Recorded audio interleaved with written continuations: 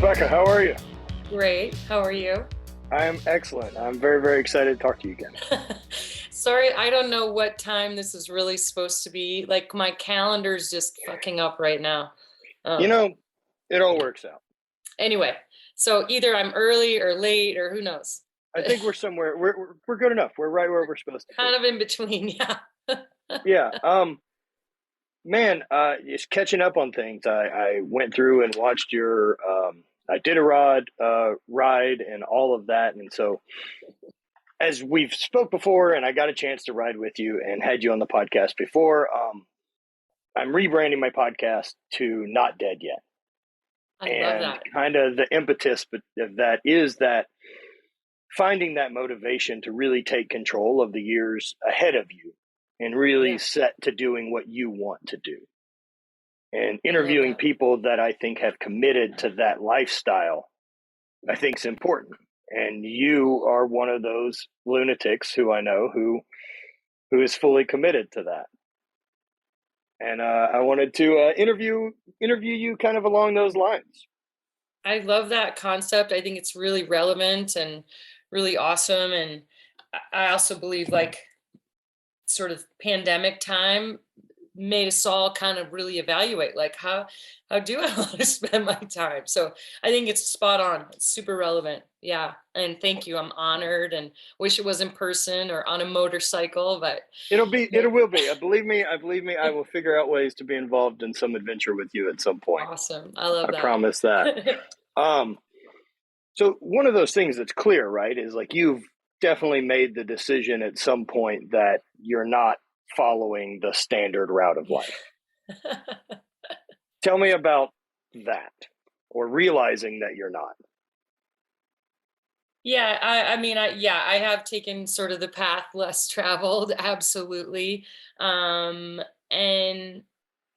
honestly, that started when I was a kid, and I've just sort of followed that pattern. And it started in really as a young kid and wanting to camp in the backyard, in Downers Grove, Illinois, and wanting to be outside and play in the dirt and just kind of, I was really drawn to being outside and often being outside alone, just sitting in the backyard and camping by myself. And we did these, once a year, my mom would take us on a summer road trip to like national parks or something. And I just so gravitated with nature and dirt and rocks. And I really felt at home there. So it was pretty clear early on that was kind of my happy place, is being outside. And then I discovered movement outside in high school as a cross country runner. And that was my first introduction to sport and moving my body. And so those two things combined have really sort of been grounding forces in my life, movement and nature. And they've taken a lot of twists and turns and all that. But yeah, I don't know. It's like, what is the normal path? And people ask all the time, like, how did you decide to do this or that, the other? And honestly, I didn't have 10-year, 20-year, 5-year plan, even the next week plan. Sure. Conversely, my sister has always had a really clear plan on, she wanted to go into medical and she, wanted to go down this path. And and she's a periodontist and 2-star general in the Air Force. So she was real clear on her path, where I was like, I don't know what I'm going to do. And that was pretty upset. It has been often hard to be like, I don't really know where I'm going. I don't know what I'm doing. And so I did kind of have to create these sort of boundaries of like, well, what makes me feel happy? And it's movement and it's nature. And so, I did a lot of cool things. But it pretty early as a kid, it was like, oh, she might go a little different path than I guess what is normal. But what we're seeing now, and my nieces are just, college age and graduating, is the path that our parents and grandparents took. It's shifting now, and in our generations and next generations, where you can form a career from home. You can, find, you can do anything you want. There's no limits anymore at all. Yeah, all that stuff. Like, but I didn't have a plan. I was making it up as I was going along. Same. For sure. I'm still making it up as I go along. It's absolutely building the airplane while flying it. Oh yeah, for sure.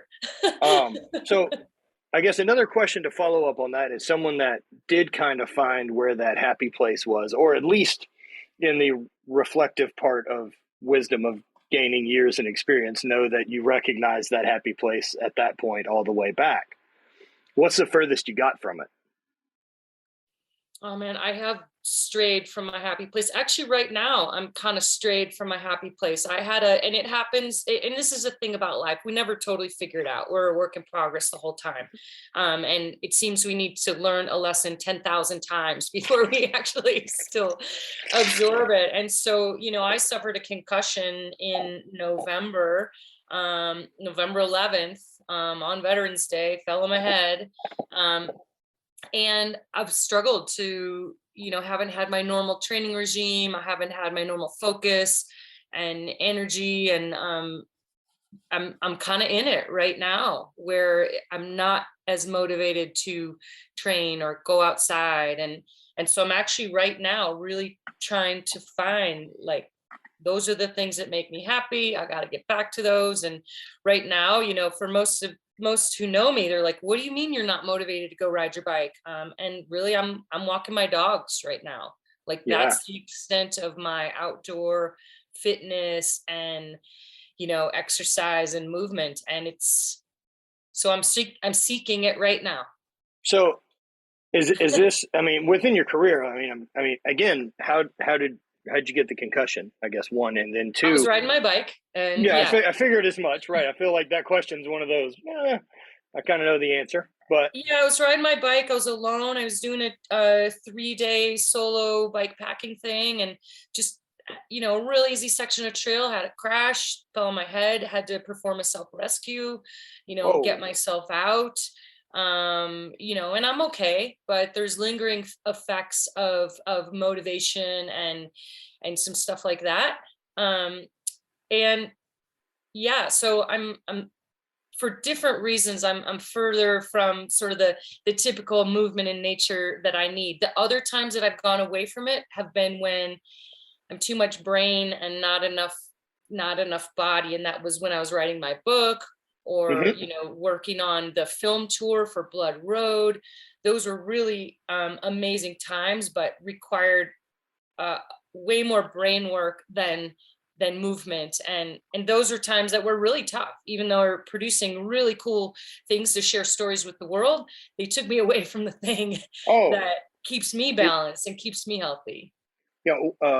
Recently I got to film this trip with Indian motorcycles, and for that, as someone who will understand, I believe, is the fact that, like, Indians interested in us doing this. So we're producing and editing and shooting and concept and planning and doing all of it. And so, like telling people when they're like, oh, how was the motorcycle thing? Like, it's the fucking hardest thing I've ever done. Because it's all these parts, and I have to host it and manage the conversations and do all these things. And that challenge is such a new, hard challenge, because I still have to be present and do the stuff while I'm in it.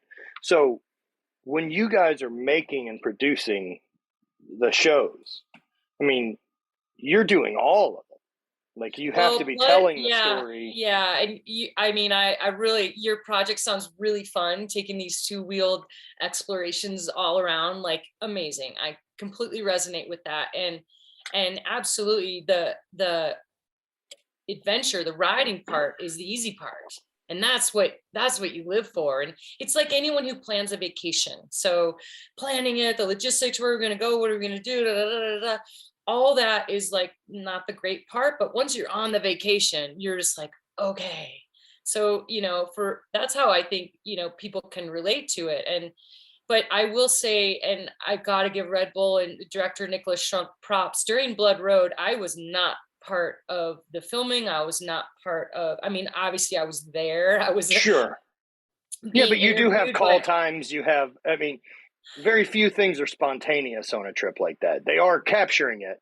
Yeah, but it was pretty spontaneous in that I was really clear on my motivation was this personal motivation of this ride. And yeah, if you want to film, but sure, don't get in my way, was right basically, and we had a push pull, but what you see then in the film it is not rehearsed. We didn't do 2 takes of anything. It was as it happened. And which is why it's incredible. It's special, but it's very hard to do, as you know, in that way, to tell a story that is truly, they were a fly on the wall on that ride. And of course, you know, I did some interviews each night. I was forced to journal every day and to voice record every day. And that was a really cathartic process that I carried into my life post, you know, Blood Road filming. And I have to thank Nick, the director, again for that. He made me do it. And I was just like, God, I just want to go to sleep. Like, we've been riding all day. So for anyone who's kind of listening, and I you know, can't say enough for just journaling your thoughts, even a voice journal, and just kind of helps solidify things. But yeah, the filming, the film tour, when we took it on tour, that was the part that really took me away from doing what I love, because we're, you know, red carpets, going to New York, going to LA, and it was super fun. But it's a very different challenge. It was challenging because so much of you're giving a lot of emotional energy to people who are resonating with a film. They're having, you know, crying and telling me their experience. And I was giving all that. But what I realized is when I'm on my bike and I'm alone, I'm rebuilding and rejuvenating. And during the film tour, when I'm around a lot of people day after day after day, I realize I'm giving all my energy, but I'm not rebuilding those stores back up again, which is what I do when I'm outside. So I think back to the concussion, and right now I'm not rebuilding in the way that I typically do, and trying to be patient with my body in that process, but also just kind of being like, maybe I do just need to go on some 500-mile ride and like shake it all out. Of course, that's a solution. So, I mean, with I mean, I guess TBI type stuff like that, and since November, really fighting with it. I'm sure you're doing everything. So what are you doing to combat it? And to get it sorted? And nothing. And this is That's what's hard for anyone who's been injured.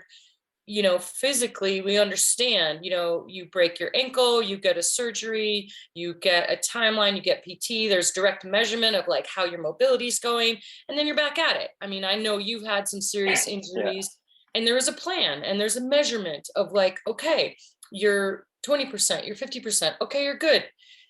With TBI, there is not that plan. And so the part that's real fuzzy and nebulous is just, oh, just wait, or just give it time. Like literally, those are the diagnostic tools, is just give it time. And it's like, well, how much time? How do I know?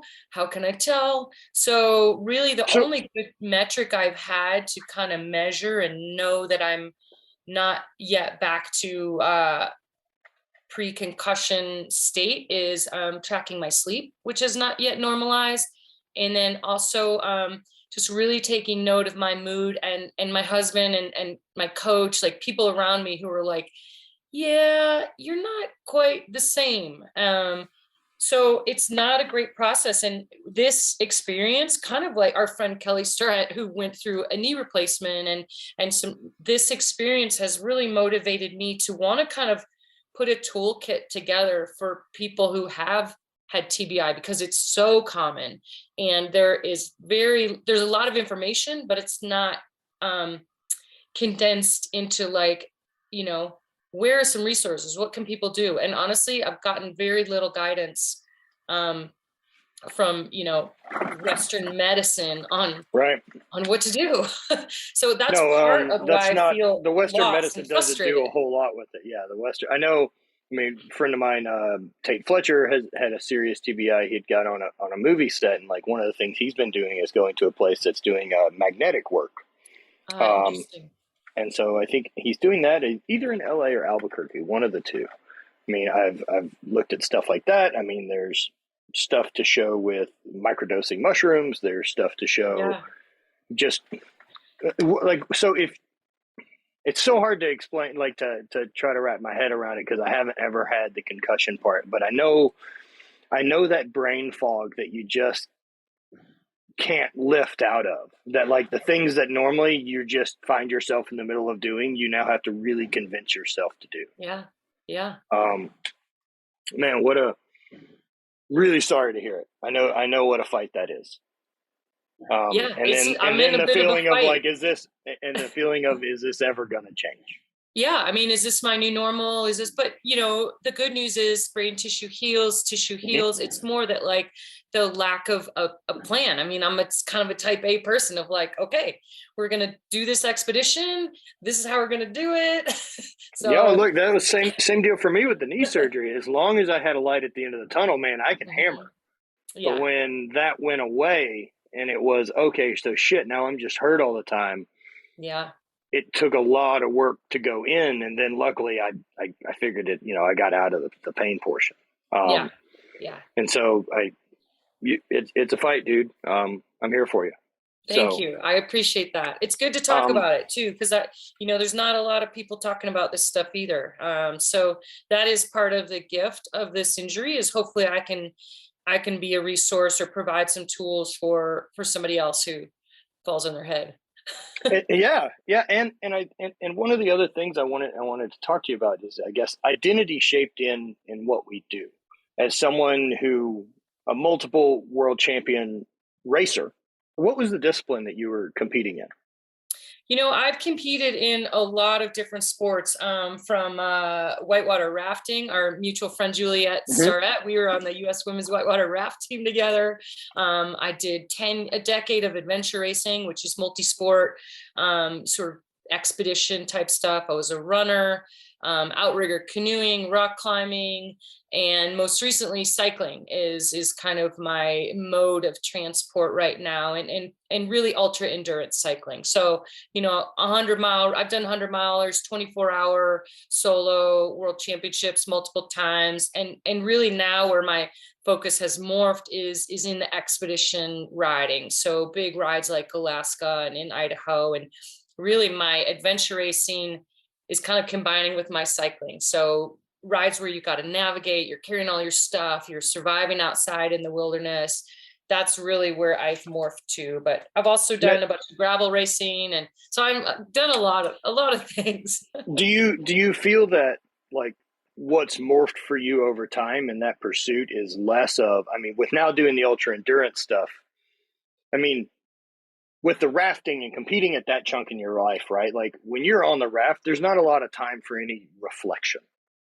Like when it's shit happening. And so the same for me competing at that point in my life, there isn't any time to reflect during the thing I'm doing. It's just go. And now I have feedback. Did that go well or not?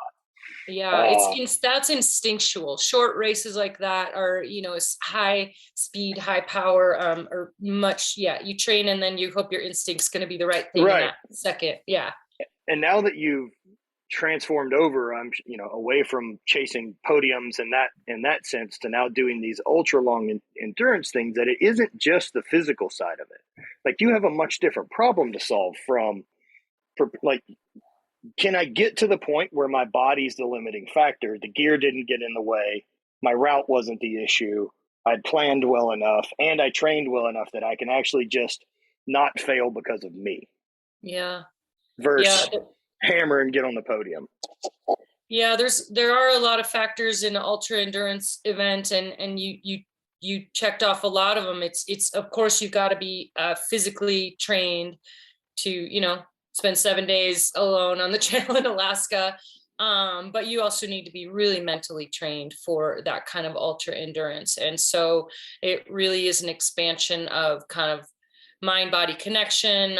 It's, these ultra long things are definitely a bit of a moving meditation for me. And it's kind of always been that way. But it's still that kid in the backyard who just wants to sit there and play in the dirt and, see what happens when the sun goes down. So has everything thus far been a pursuit to do whatever it is to keep that as the main drive in life? Yeah, that's a good way of putting it. Yeah, I've sort of all the transitions, the different workflow, all of those have really been to inspire and challenge myself. But then also the second layer of it is inspire and challenge other people. And so, the big change and flip probably, around in the last I don't know, 10 years is that, yeah, I want to push myself and do all this crazy stuff, but I also want to bring other people with me. And that's where the storytelling aspect comes in. That's where things like classes that I'm launching or trying to provide motivation through social media or whatever else is that to pass that along, you know. And when people ask, when are you going to retire from doing this stuff?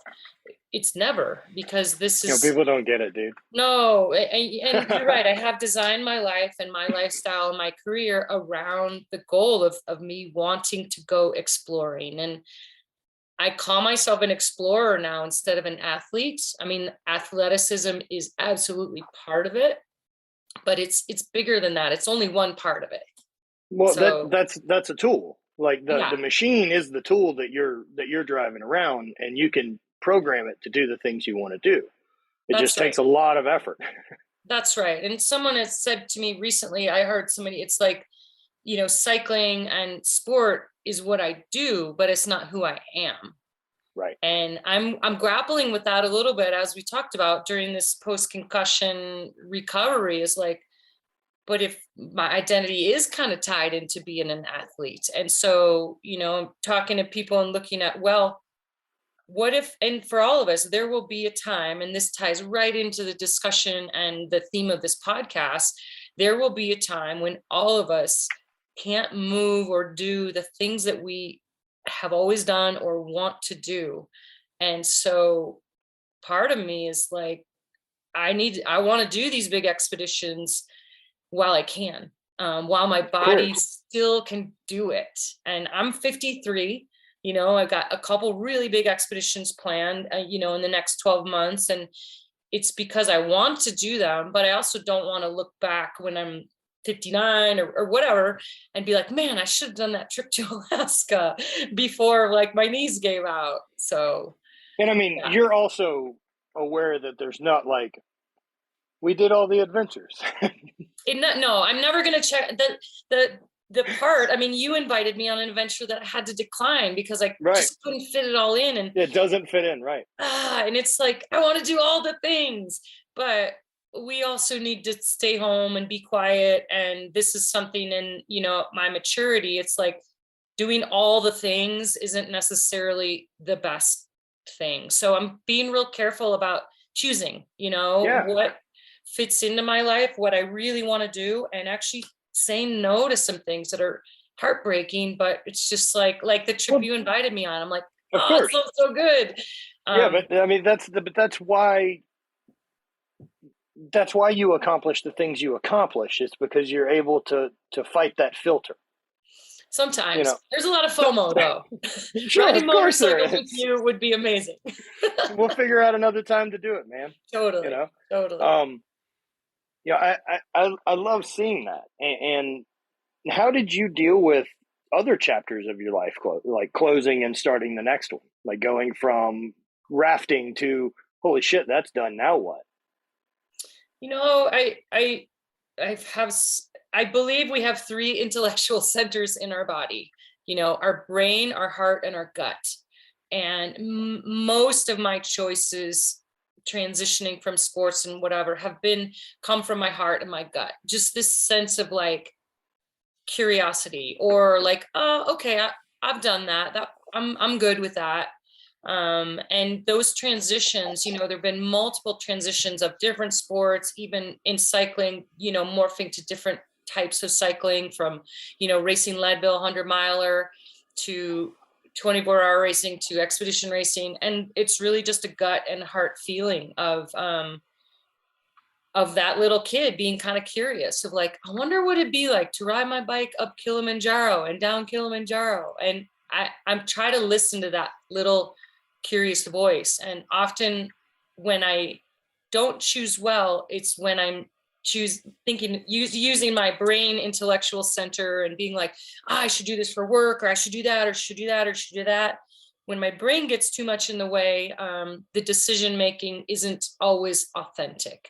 And of course, we all need to make a living. We've got family, we've got commitments, but if you can try to listen to your other two intellectual centers, your heart and your gut, most times we know the answer. It's in there. We know it.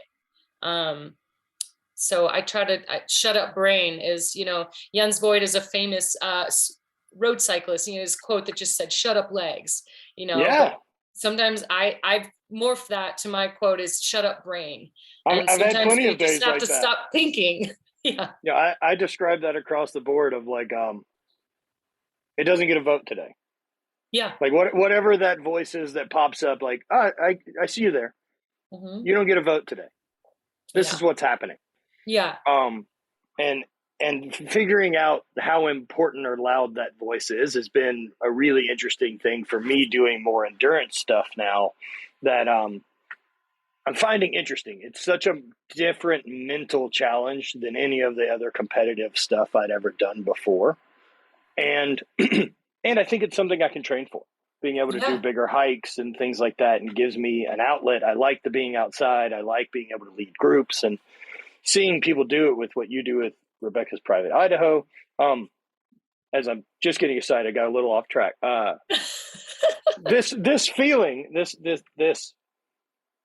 chasing that gut feeling. How was your support in that growing up?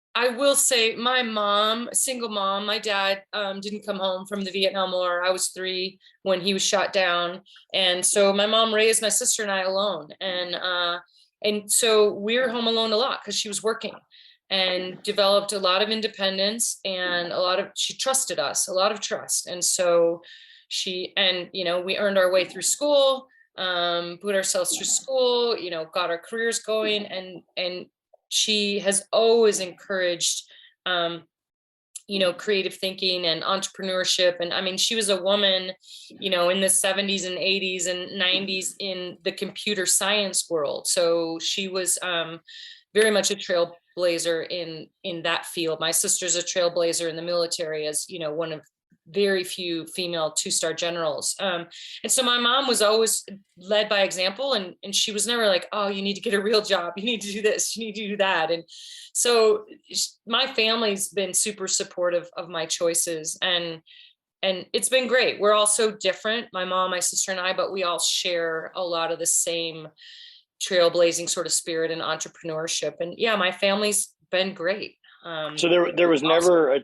never that odd chapter of finish college, get a job, married, kids. Like, why haven't you done this? No, never. I think about how much just that ongoing conversation that people have to battle through has to slow you down. Well, and like we talked about what is normal, I mean, the pressure that people might feel to, go to college, go to this, go to that, get that job. Yeah, that's tough. You'd be like fighting your family, and I never had to do that. So I feel really lucky.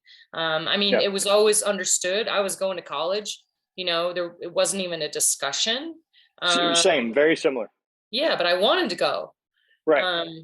And I spent my last year of college. I actually took 5 years to graduate, even though I could have graduated in 4. I left one class because I wanted to do a year as an exchange student in Australia. And so it would all be paid for if I still had one, class that I had to do. So, right. And my mom was like, great, go travel for, basically that was like my gap year, but I was in school, but I only had like one, class that was required, and the rest was like photography and whatever else. And so, yeah, I mean, I think her independence kind of taught us that, like, I knew if I'm going to make these choices, I need to take care of myself. I'm not going to ask my family for money or whatever. So I think a lot of the reason, there wasn't a push with my choices is that I wasn't asked, I was taking care of myself. Even when I lived out of my car, I had it sorted out. She didn't like the period where I didn't have health insurance, but sure, I got through that okay. But that's, I think a lot of people believe chasing their dreams is also supposed to be comfortable, and then the energy that you put out is supposed to bring it to you. Like, I don't think people realize that these dreams that you have and what these crazy high performers that I've got to know have is that this is a compulsion. The problem solving is figuring out all the things that allow me to continue doing this thing that I can't stop doing. Yeah. Luckily, it's whatever this compulsion is instead of some of the ones that affect other people. And I knew early on with my career choices, I knew that I would not thrive in an office setting, indoors, 9 to 5 sort of traditional job. I knew that I would not thrive there. And so I just didn't even go there. I had a marketing degree from college and, business degree and I applied for a bunch of office jobs and went through that. I was living in Chicago and put on the little suit and go do these interviews. And it became really clear that wasn't going to work for me. And so when people are like, oh, so risky, you moved to California and started rock climbing. And then I ended up, and it was it wasn't risky. What would be more risky would be to stay in a cage and do something so I'd open the door to the cage and be like, okay, I'm going to do this. And, going rock climbing and moving to California, that ended up me being part owner and founder of a chain of rock climbing gyms where I was using my business degree and I was using my schooling, but I wasn't in an office. And so that was the right decision to go to California and go rock climbing. And it did lead to a really cool launch of, my first real jobs, which were running rock climbing gyms. And that was amazing. I mean, and that right there is a huge left to right decision, right? Of where you go. Because I mean, if you don't make that move, and even if you make the move later, perhaps you don't meet these people at the right moment. There's so much of that you deciding to make that uncomfortable thing was the catalyst. That uncomfortable decision was the catalyst that sparked the whole momentum of this other path. And it was never going to find you in the office. Yeah. You went in search of that adventure and that I got to go, trusting that gut.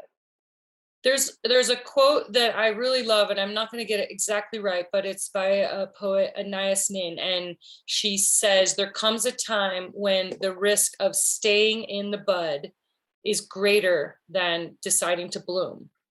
And it's if I had stayed in Chicago in an office job wearing pantyhose and high-heeled shoes, that was a bigger risk for me than driving across the country and seeing what was on the other side. How much do you appreciate your definition of freedom? Or what is your definition of freedom? What is my definition of freedom? Ooh.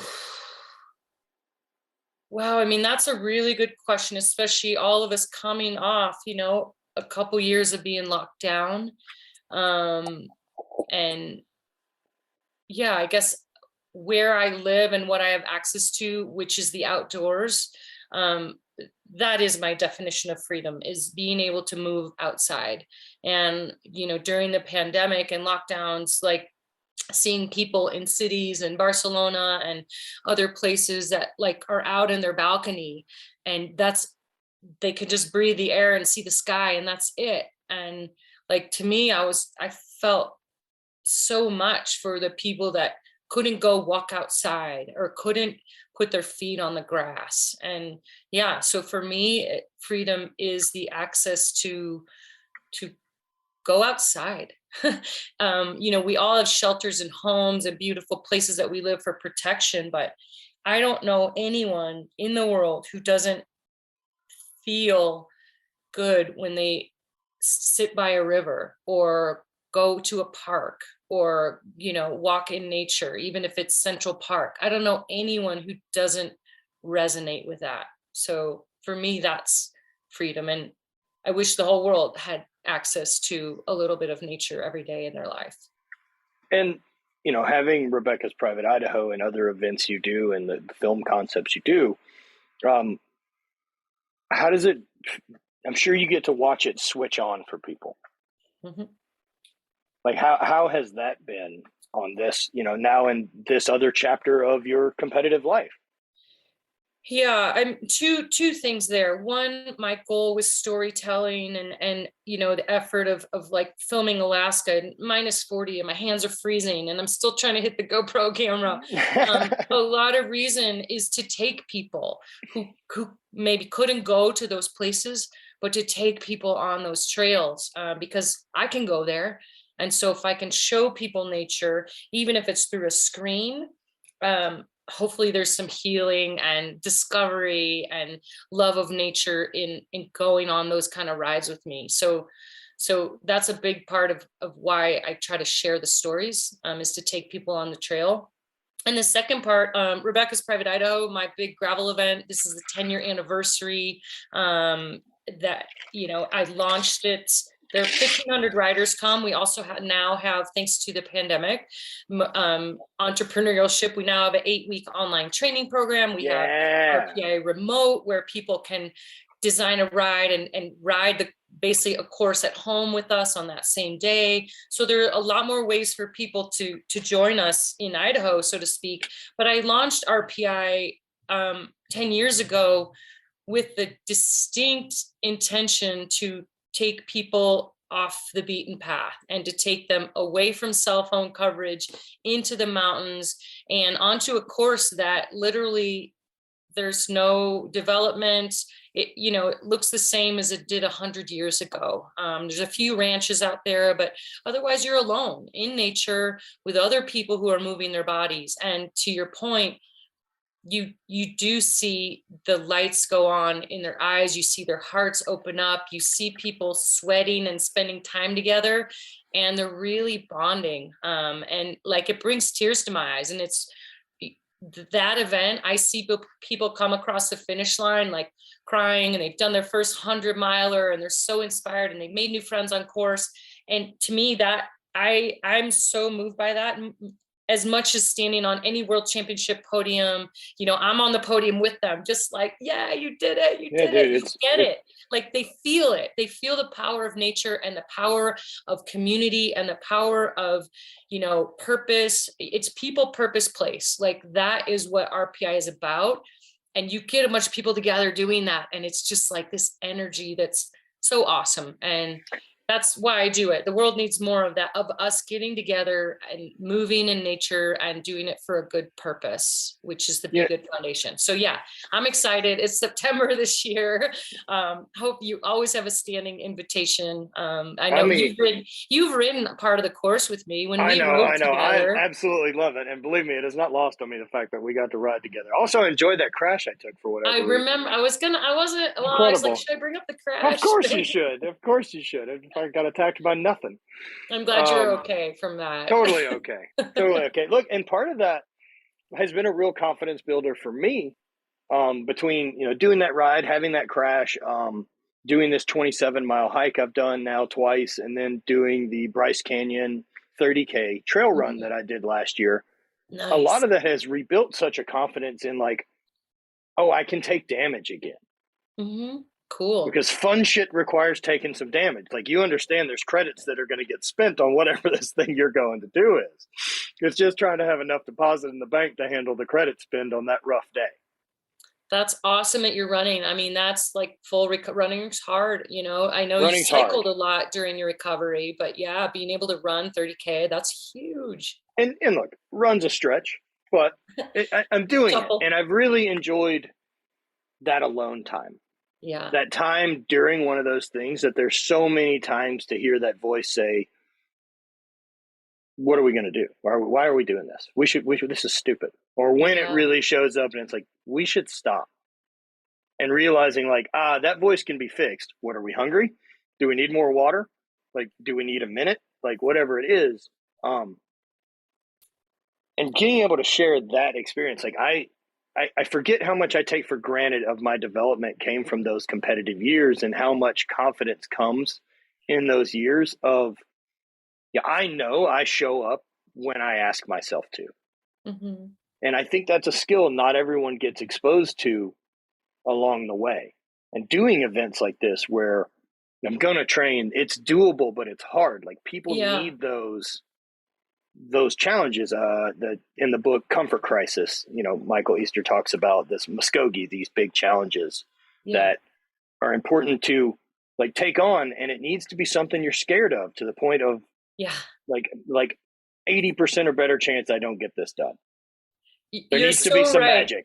Yeah, you're so right. And people often like, oh, I'm not a racer. I don't race, but like race is not a 4-letter word. Race is accountability. You show up for something that's hard. There's other people that like kind of help motivate you and give you energy. And so for everyone out there who's like, I'm not a racer, there is so much power in signing up for an event that is a little bit scary, like you said, or maybe a lot scary, because you commit and you show up, and you paid your money, and it's like very much, your brain is motivated when you commit to something. You put money down, you're scared of it. All those things are highly motivating. And your other point that all endurance athletes learn, is that spending time with yourself, alone in your head, there might be other people around you, but you spend time with yourself. You're not looking at your phone because your hands are on the handlebars. And very few of us spend much time with ourselves alone. And, there are a lot of people in our lives. There's a lot of digital devices and whatever, but the one person you're going to spend your whole life with is you. And I often feel like we know that person. We don't know that person very well.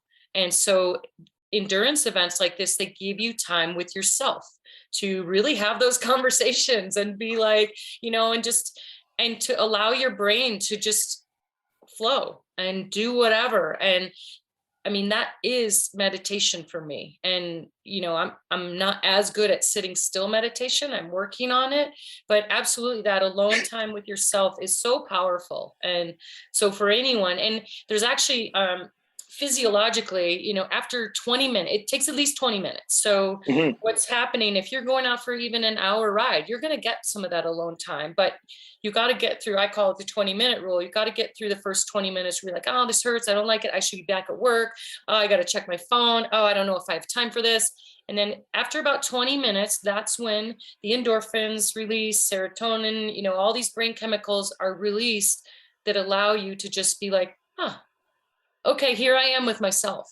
And so for anyone, you don't have to go do a 5-day ride to experience this kind of focus and alone time. You just have to go more than 20 minutes. So I have this rule. That's such an incredible tool to have.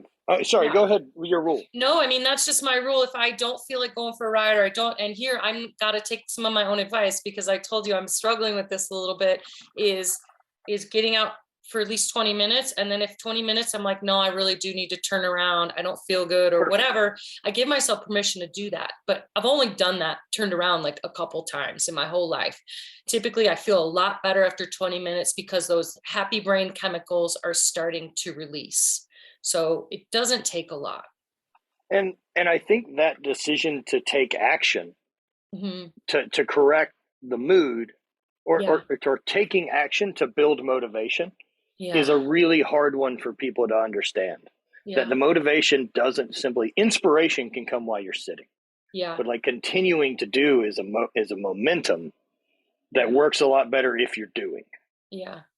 And man, it's so hard. Like I run into it all the time. And so I've kind of built systems in place to trick me into like, oh, we're going to do cardio, and like, I'll go walk or do something like that. And next thing I know, I'm 20 minutes in, and then I'm in that sweet spot. But you're right. It's always that part. And man, I'm such a weasel, and I want out of it so bad. And I tell people all the time that like, I'm so naturally lazy and such a weasel that everything is just being built in a problem solving way to outsmart that guy that will talk his way out of it. And you probably never, if you're like me, you never regret at the end of it or in the middle of it. You're so happy that you're there. But that beginning part it's hard for everyone. And, it's a fallacy that pro athletes are just always motivated. Like, no, we're all human. We all need to put, like you said, put systems in place that help us get out the door. For me, the systems are, another person I'm meeting, or, having an appointment with my coach to like do a ride together. So a lot of times I'm not motivated by myself, and I need help from other people. Well, and a lot of that, I find in my own training, especially now, that it has just over time come down to, this is a non-negotiable that I have to do because I know it makes me feel better. It allows me to do the other things better. Even with trying to have that non-negotiable with my morning routine. And even if it's, I don't have the hour to do it, or 2 hours if I really want to put the gas to like the day, if I've got 10 minutes, it's still better than me just not doing it. Like that choosing to be on the offensive at some point during the day seems to really help me want to continue forward. I like that, being on the offensive. Yeah, I like being in the driver's seat. I'm okay at failing. Failing's fine, but I don't want it just bombarding me all day. Yeah. And so if I take that time in the morning with my morning routine to put on my oxygen mask first, I'm really ready for whatever problems come. That's awesome. I love that. At least that's my idea of why I convinced myself to do it. The weasel, maybe. Yeah. It's tough, man. And if, the other thing you start showing people with what you're doing, and especially these incredible challenges, hiking up Kilimanjaro, which normally slaughters people, and riding back down, and you carrying your bike the whole way. You riverboarded the Grand Canyon. And I know that trip was in the winter with some of our friends, right? Because that's why you guys had winter access. Incredible. The Eco Challenge stuff. I love the dirt Dharma that you've been sharing on YouTube. I really, really love the introspection stuff that comes from those light bulb moments in your own life. And I really appreciate you deciding to share those with people. I think it's important for people to see that those things click. I mean, you realize that, what do you think's impossible at this point? What can't you do? Well, I've signed myself up for the full length Iditarod Trail Invitational next March. So I've done the Iditarod 350 a few times, and like never was good at winter expeditions. And that scared the bejesus out of me. So the last 5 years, I've sort of worked up and learned how to survive in winter environments. And so next year I'll commit to the full Iditarod Trail, human powered, not the dog sled race, but the same trail on a bike. And it's 1,000 miles, and that will take 3 weeks on the trail. So that is that's what has seemed impossible to me, and it really scares me.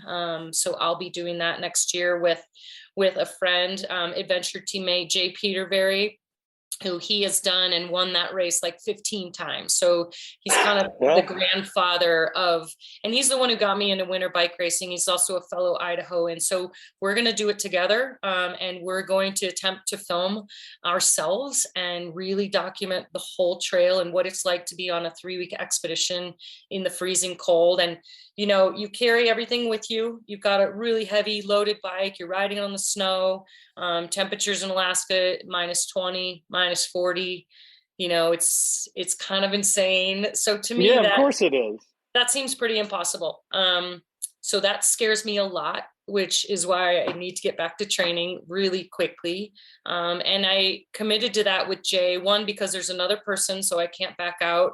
It scares me, and it's going to make me train, because one, I feel accountable to him. But it's also, it's really scary. And I'm the newbie, really he's the experienced, athlete, and I'm an experienced expedition person, but I'm pretty new in the snow. So that's what's next that feels impossible to me. So I'm pulling in my network of like Red Bull high performance people, my coach, nutritionists. I make a lot of my own food, and I put it in the freezer to make sure it you can eat it when it's frozen. Right. Test all that stuff out, and I'm working on gear. So that's coming up next, end of February next year is the big thing. And another fun one in preparation for that, I'm doing a trip in Iceland with a couple of friends. That is also a fat tire bike, but on sand. So we'll do the southern coast of Iceland, sand riding, and then I think like 38 river crossings. So we're going to have also pack rafts, teeny weeny rafts to cross the rivers. I know the exact route. Yeah, and it's like really exactly. So you're essentially starting at like Vic. Yeah. And riding to the Glacier Lagoon. Yeah, or and the southern that. coast of Iceland, yeah, is really uninhabited. There's not really any roads. Nothing there, dude. Like, yeah. I've driven that road a lot of times. So that's in July. So yeah, I gotta get July's a good time to do it. July's a great time to do it. Yeah, it should be good. And I'll be with Chris Burkhardt, and Steve Fastbinder. Awesome. Both of those guys are photographers, and so again, we'll plan to take people along with us on the ride. Yeah, Chris is incredible. I got lucky enough to see Under an Arctic Sky.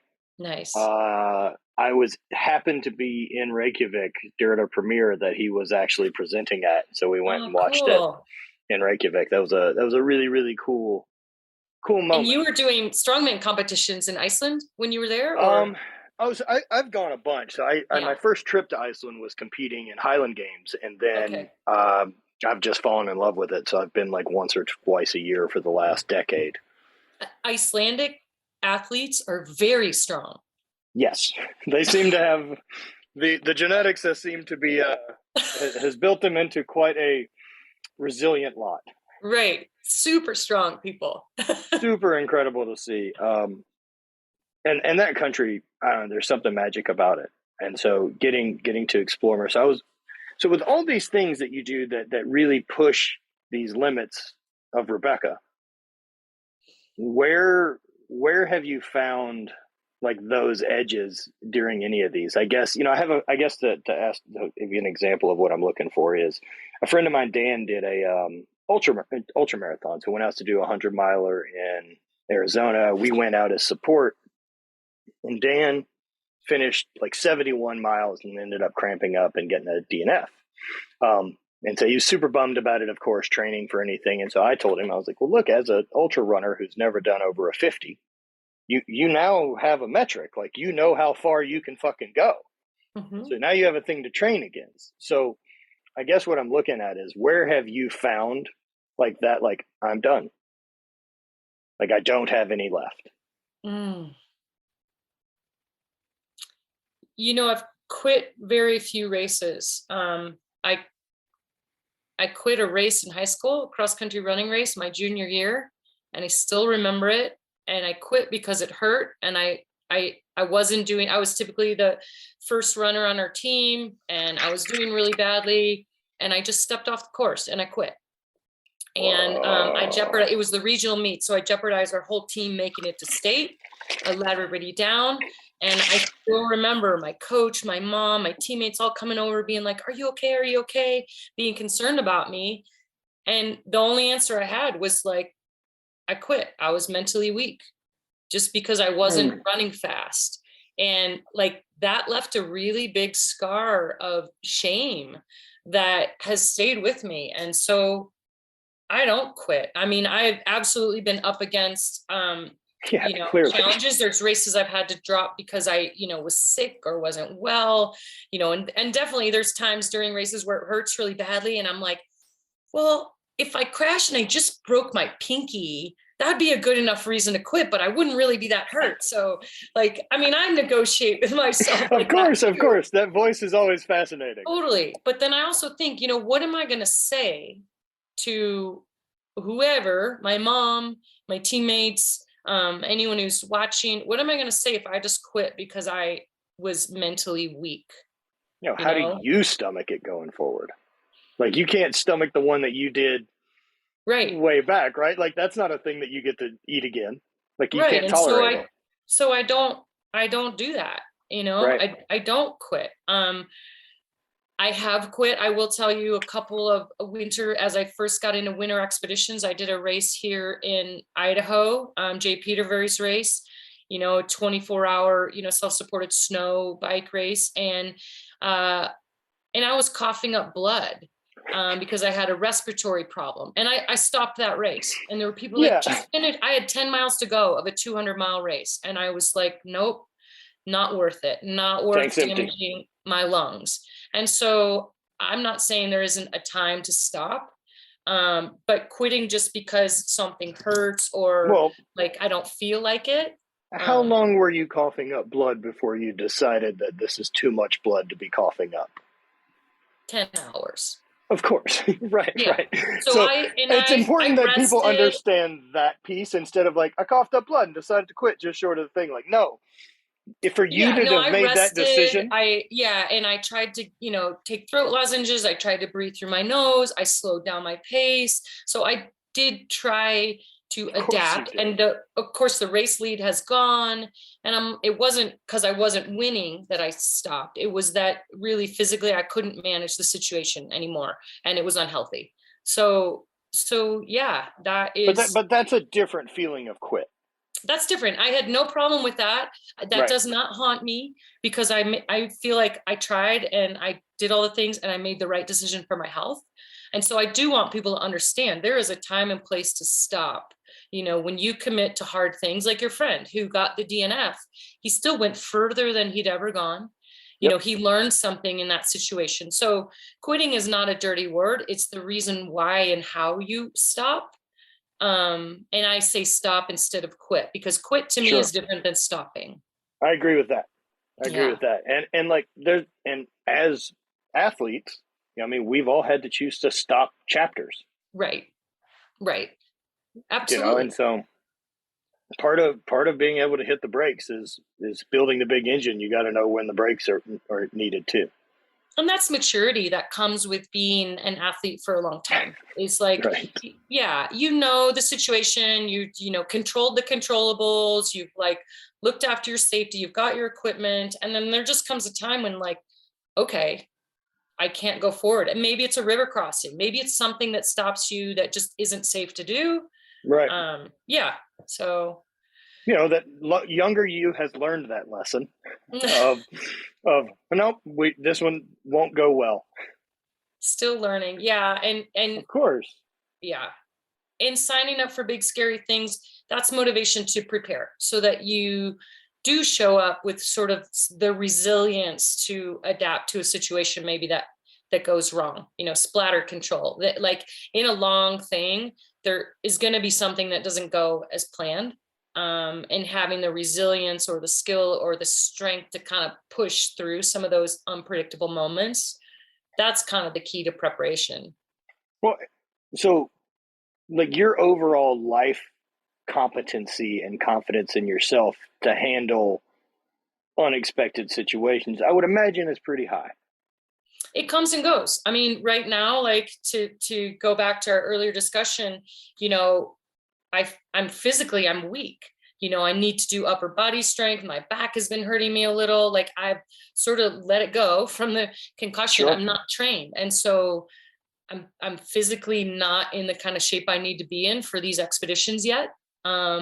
But I also have the awareness of like, oh, I'm not in the shape I need to be to do these expeditions. And so that's motivation. But our lives are always a bit of a roller coaster where we, just like training, you peak, you have some high levels, and then you come down and you rest and you peak again.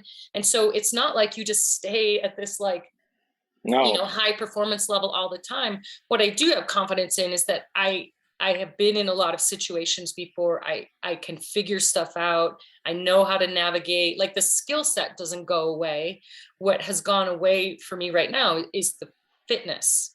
So, but that I know how to build. Yeah, so. But you also, right. You have complete confidence. I know what that takes. It's just going to hurt. Yeah, it's going to hurt. And the longer I decide to wait, the more violent and short it has to be. Yeah, right. It's not like you're lying to anyone here. Yeah. I love it. And one of the things like I've been working with people about is like, choosing to do hard things is a really critical part of development, and I believe fulfillment. Like I think that eliminates anxiety. I think that starts to build that confidence in yourself and that self-worth that isn't dependent on someone else saying great job. Mm-hmm. I showed up for me. Yeah. And that's the challenges you do, or even we did this 27-mile hike with my mentorship group, last weekend. We did a 27 mile. I did it by myself the year before as kind of an accident. I'd gone out to train for my Bryce Canyon thing, and I packed overnight gear because I wanted to test my gear. And then I got to kind of like the 18-mile marker, and it was like 4 p.m. I'm like, what am I going to do? Just sit here the rest of the night? Like, it's 4 p.m. I'm going to walk. I'm going to finish this thing and get back to my truck and go home. Like, I have 3 hours left. Yeah. And so I ended up carrying all this extra shit with me the whole time. It was hot, had some water issues and fought through it and got everything done. I ruined one of my filters. And so luckily came across some trail magic of just 2 gallons sitting on the trail. And I was like, carrying these all the way out. Taking people to do that and letting them see that they're capable of more than they thought. Yeah. Really even double it. I think my favorite way I've heard it explained, I'm sure you've seen 14 Peaks. Yeah, it's a good one. Incredible. But one of those things he says in there that resonated hard with me was, when you think you're fucked, you're really only like 45% fucked.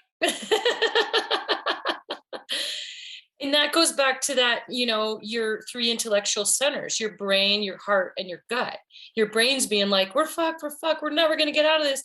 And your heart and your gut's like, we better get out of this, because what is the choice? Who's coming? Who, and that's why I like your 20, the really committing things where you're really out there. You are required to be your own first responder because no one's coming.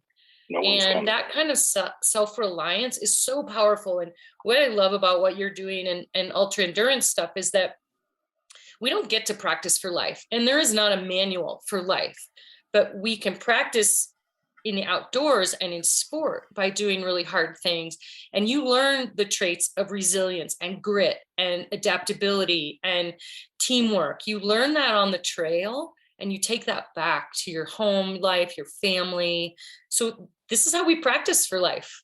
And I really believe that because we don't get another chance. So yeah, the lessons for me, and people have asked me, what is your relationship with the trail? And the trail is my teacher. And it's that concept of dirt dharma. Like, I learn and I continue to learn. It's why we'll keep doing it forever, is because I need to keep learning more lessons out there.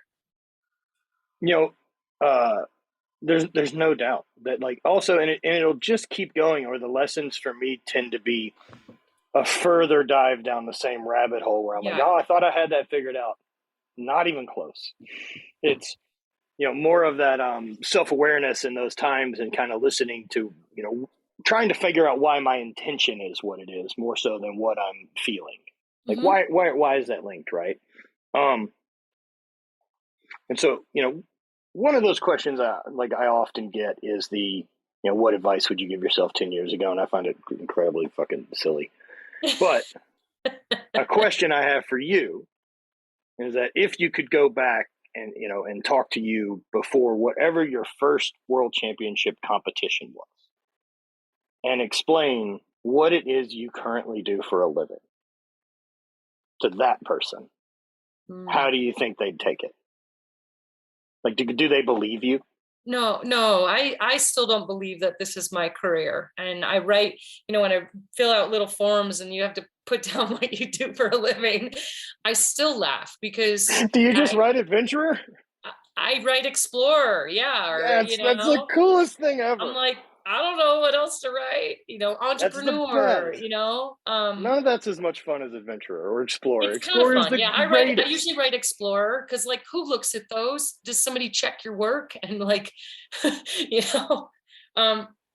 no, from year to year, I'll even tell you, I feel lucky and surprised and grateful that I have a career, like we said earlier, that is shaped around the things that inspire me, just moving in nature. And it's I feel lucky. Don't get me wrong, I've worked super hard. I probably could have made more money in that office job and had more security and taken a lot less risk. Yeah, but that's not the definition of success. Yeah, exactly. Avoiding risk is not successful. They're not the same. Exactly. Yeah. We've convinced people that comfort and risk avoidance equals success, but it's not terribly fulfilling. Right. That's true. It seems we need something to push against and adapt to.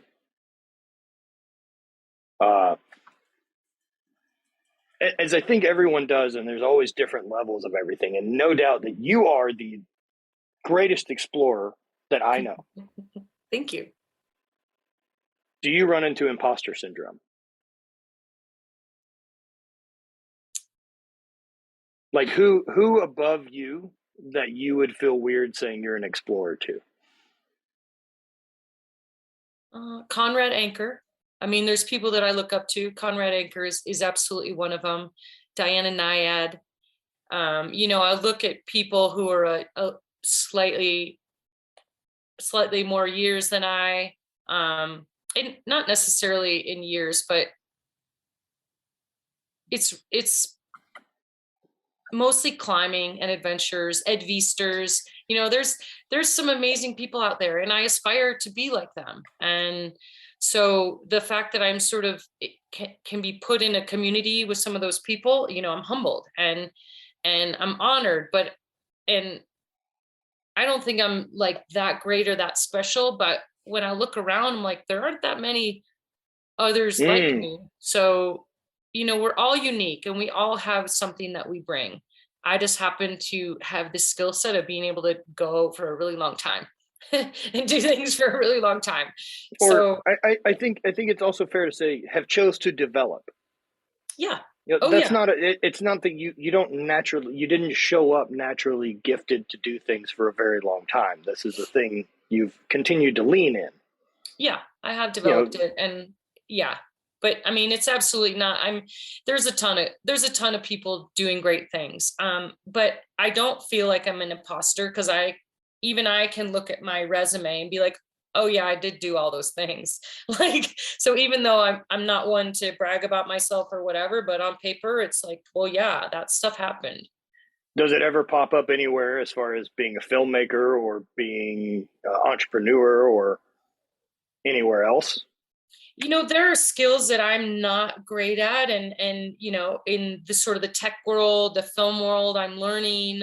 So yeah, I'm a beginner in a lot of areas. The cool thing is I can surround myself with people like Chris Burkhardt, Yep. and go on an adventure, and that lifts me up. And then I get to lift him up, because I have slightly more expedition experience on a bike than him. And so the cool thing is being able to partner with other really amazing explorers and kind of lift yourself because of their skill set. Well, and not only that you've taken so much time to develop a valuable skill set to help them do their thing better too. And I mean, Chris is amazing. Our first trip together in Iceland, like he had never ridden a fat bike, like on snow. He'd only like practiced on sand around his house. And so he was like a sponge, which was great. I sent him the gear list. We talked through like, this is how I do it in Alaska. And he was for a guy who was so accomplished, he was a very good student. And that's a pretty rare trait for somebody who's really good at what they do, to be like, okay, I don't really know a lot about this. Teach me. And he just like took notes. He paid attention. He brought all his gear, was all set up. And that was pretty cool. That's awesome. It is awesome. And it's why I want to do another expedition with him, because he took it all really seriously. He prepared in the way that I like to prepare. And so, because you're going into the unknown, you're going to a scary environment. And so, yeah, being prepared ahead of time is super important. And people would have said, you went on a winter crossing of Iceland on fat bikes with two people who had never ridden bikes on snow. And it was like, yes, because of their personality. And in our first phone call, the way that they prepare, I was like, yeah, I can teach them. They can figure out how to ride a bike. The pedaling won't be the hard part. Yeah. What you can't teach is the commitment, the attention to detail, the humble nature of like being willing to learn from a female, from somebody else, and being like, yeah, teach us that. So, and not a shocker that he has that personality trait and is one of the best people at what he does. Yeah. And that's why he is good at what he does. His attention to detail is insane. So, and willingness to learn. Yeah. Yeah. That kind of always having that white belt mentality. Yeah. It'll be fun to do another trip with him. this I'm summer. sure. What an incredible guy. At some point I'll bug you to figure out how I can talk to him on the podcast. Cool. But man, what an incredible guy.